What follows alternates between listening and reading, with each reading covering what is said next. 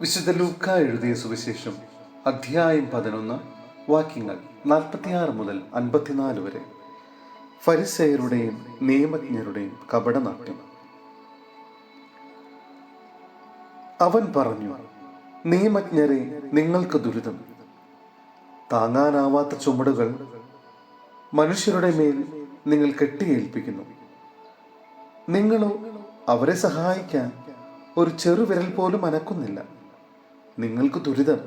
എന്തെന്നാൽ നിങ്ങളുടെ പിതാക്കന്മാർ വധിച്ച പ്രവാചകന്മാർക്ക് നിങ്ങൾ കല്ലറകൾ പണിയുന്നു. അങ്ങനെ നിങ്ങളുടെ പിതാക്കന്മാരുടെ പ്രവൃത്തികൾക്ക് നിങ്ങൾ സാക്ഷ്യവും അംഗീകാരവും നൽകുന്നു. എന്തെന്നാൽ അവർ അവരെ കൊന്നു, നിങ്ങളോ അവർക്ക് കല്ലറകൾ പണിയുന്നു. അതുകൊണ്ടാണ് ദൈവത്തിന്റെ ജ്ഞാനം ഇങ്ങനെ പറഞ്ഞിരിക്കുന്നത്: ഞാൻ അവരുടെ അടുത്തേക്ക് പ്രവാചകന്മാരെയും അപ്പസ്തോലന്മാരെയും അയക്കും. അവരിൽ ചിലരെ അവർ പീഡിപ്പിക്കുകയും കൊല്ലുകയും ചെയ്യും. ലോകാരംഭം മുതൽ ചൊരിയപ്പെട്ടിട്ടുള്ള സകല പ്രവാചകന്മാരുടെയും രക്തത്തിനെ, ആബേൽ മുതൽ ബലിപീഠത്തിനും വിശുദ്ധ സ്ഥലത്തിനും മധ്യേ വെച്ച് കൊല്ലപ്പെട്ട സഖറിയ വരെയുള്ളവരുടെ രക്തത്തിന് ഈ തലമുറ ഉത്തരം പറയേണ്ടി വരും. അതെ, ഞാൻ പറയുന്നു, ഈ തലമുറയോട് അത് ആവശ്യപ്പെടും. നിയമജ്ഞരെ, നിങ്ങൾക്ക് ദുരിതം! നിങ്ങൾ വിജ്ഞാനത്തിന്റെ താക്കോൽ കരസ്ഥമാക്കിയിരിക്കുന്നു. നിങ്ങളോ അകത്ത് പ്രവേശിച്ചില്ല, പ്രവേശിക്കാൻ വന്നവരെ തടസ്സപ്പെടുത്തുകയും ചെയ്തു.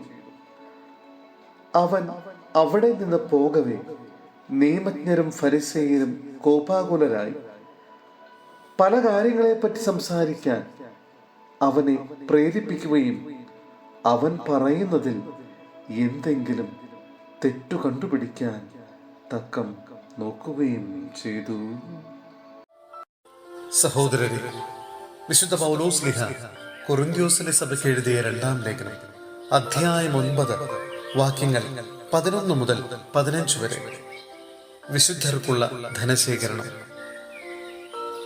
നിങ്ങൾ ഉദാരശീലരാകേണ്ടതിന് ദൈവം നിങ്ങളെ എല്ലാവിധത്തിലും സമ്പന്നരാക്കുകയും അത് ഞങ്ങളിലൂടെ ദൈവത്തിന് കൃതജ്ഞതാസ്തോത്രമായി പരിണമിക്കുകയും ചെയ്യും. എന്തെന്നാൽ സേവനത്തിന്റെ ഈ ശുശ്രൂഷ വിശുദ്ധരുടെ ആവശ്യങ്ങൾ നിറവേറ്റുക മാത്രമല്ല, ദൈവത്തിന് അർപ്പിക്കുന്ന നിരവധി കൃതജ്ഞതാസ്തോത്രങ്ങളിലൂടെ കരകവിഞ്ഞൊഴുകുക കൂടി ചെയ്യുന്നു. ക്രിസ്തുവിന്റെ സുവിശേഷം ശിരസാ വഹിക്കുന്നതിനുള്ള നിങ്ങളുടെ വിധേയത്വം വഴിയും അവരോടും മറ്റെല്ലാവരോടും നിങ്ങൾക്കുള്ള കൂട്ടായ്മയുടെ ഔദാര്യം വഴിയും നിങ്ങളുടെ ശുശ്രൂഷയെ പറ്റി ബോധ്യപ്പെട്ട് അവർ ദൈവത്തെ സ്തുതിക്കും.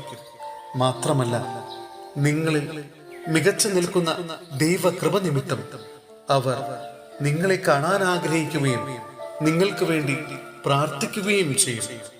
അവർണ്ണനീയമായ ദാനത്തിന് ദൈവത്തിന് സ്തുതി.